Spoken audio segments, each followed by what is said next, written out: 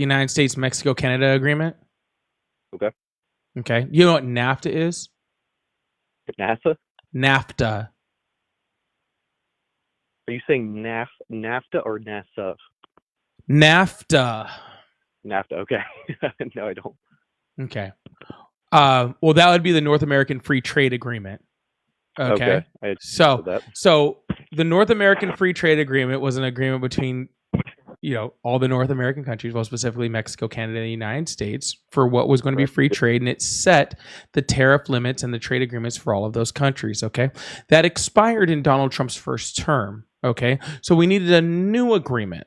Okay. And that new agreement that took over for the North American Free Trade Agreement was the United States, Mexico, Canada agreement. Okay. And that was the new trade agreement.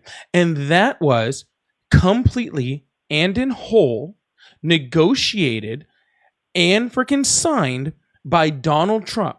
So every tariff that you are currently complaining about is only in place because Donald Trump put it there.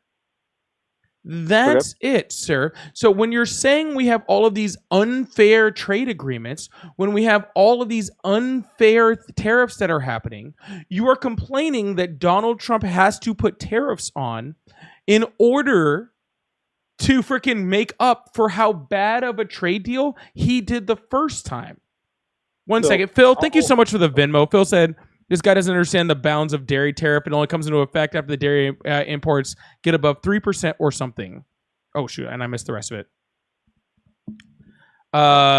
It's to prop up their industry if something happens and never has to be used. Yeah, absolutely. Thank you so much, Phil. Are you familiar with the dairy and the Canadian dairy industry? Sir, I need you to respond to what I just said. I don't want to pivot over to the dairy industry, please, and thank you. So you said basically Trump agreed to these deals, and now I'm complaining about them, like the reasoning behind it, correct? You're saying that Donald Trump has to implement these tariffs in order to fix deals that Donald Trump created.